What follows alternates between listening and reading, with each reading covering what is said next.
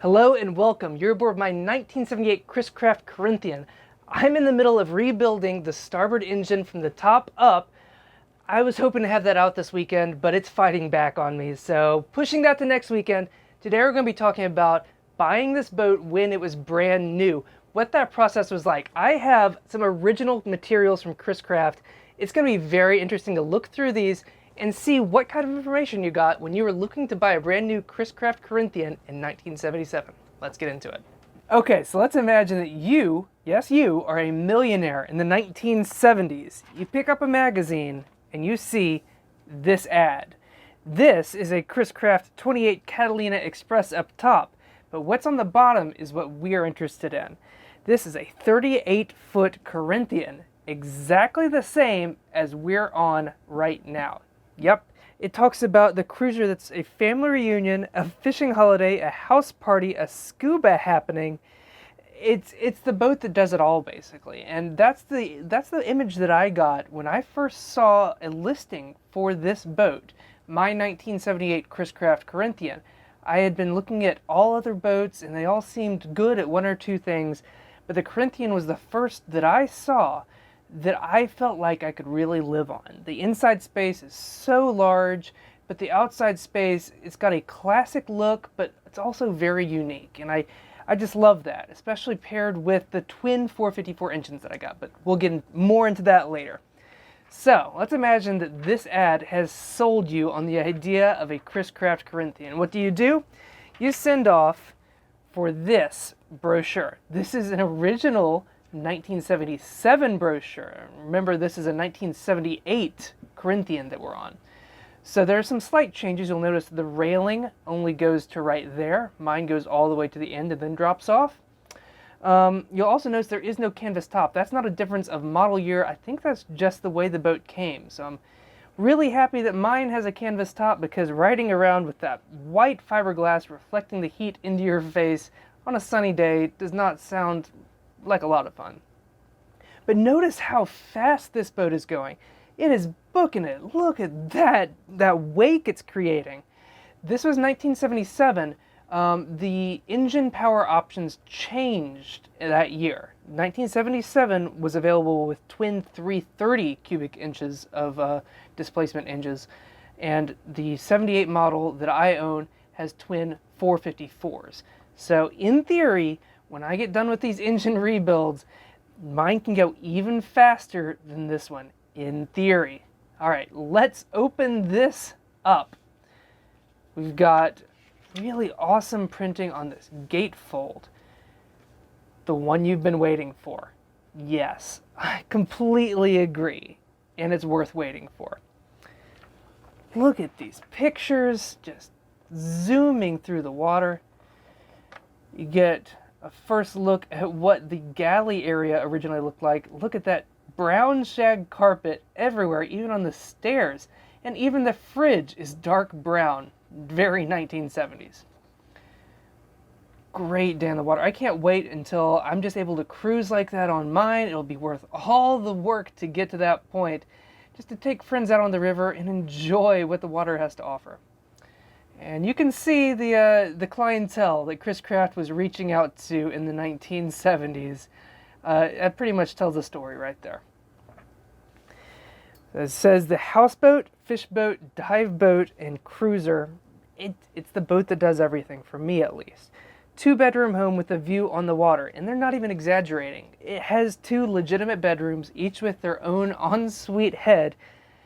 You really, you could choose an apartment or you could choose this boat. And for me, when it came to that choice, the boat was a no-brainer. Pick your power. This is what I was talking about. It came with 2 different options for power. In 1977, with this brochure, you could get 2 gas-powered 330s, or you could get twin diesels that could go up to 10 knot speed. And with those diesels, you could get up to 700 miles of range out of the 400-gallon gas tank. My gas tank has been shortened down to 200 gallons.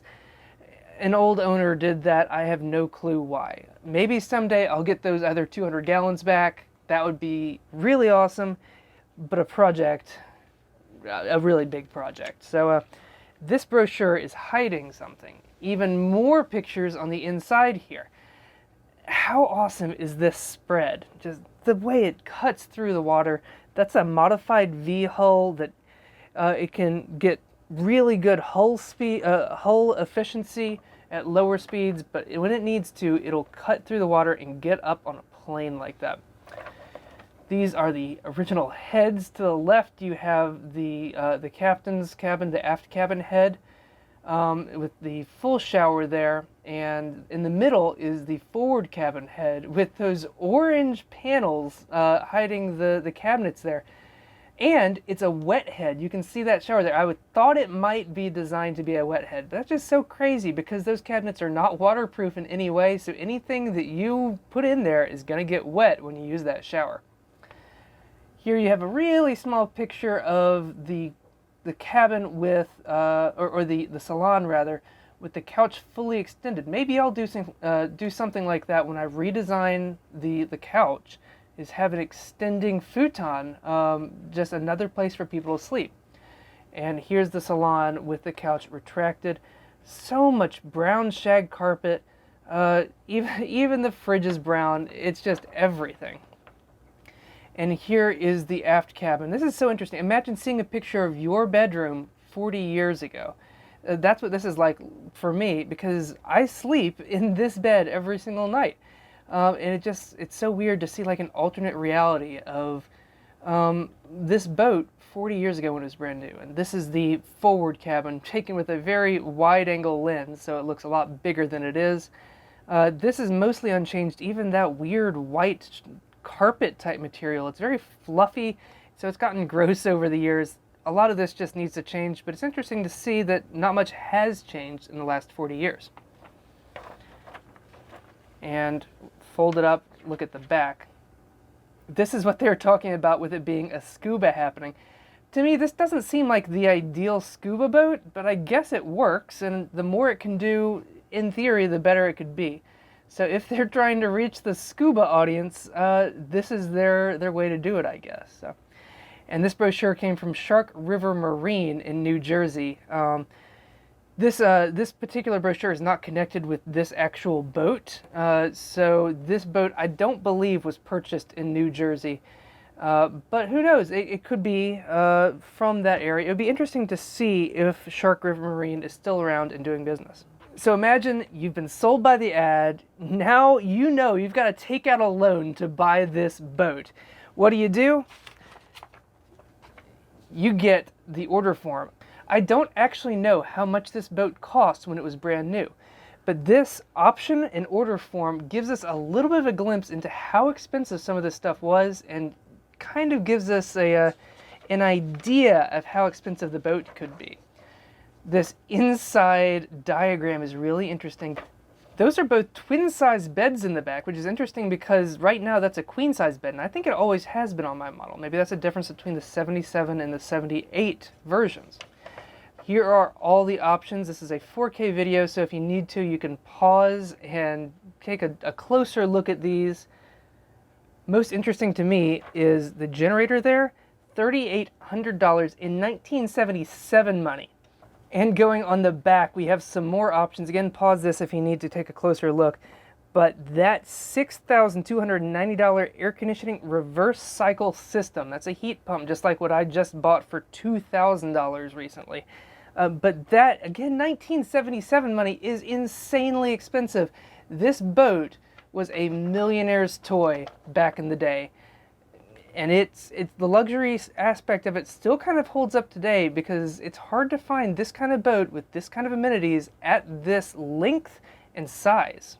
And that's all I've got for right now. I think this is really interesting to think about what you would know about this boat when you bought it new. 40 years ago is like a completely different world, but it's interesting to see a glimpse into that world from the perspective of Chris Craft. This is what they wanted you to know about their boat. They're showing off all the best parts. That's really interesting to me. All right, if you like this, please feel free to stick around. I have a huge video coming out next Saturday. Hopefully the engine rebuild will be completely done. The top end, valves, everything redone and running by then. That project is already up to like 300 gigabytes of video. It's gonna be big, so stick around for that. Also, feel free to follow my Twitter. I just gave away a ton of koozies over there with the boat printed on it. Really fun stuff. So check that out. Lots of cool pictures of the winners. That's really awesome. Thanks so much for watching. I'll see y'all next week.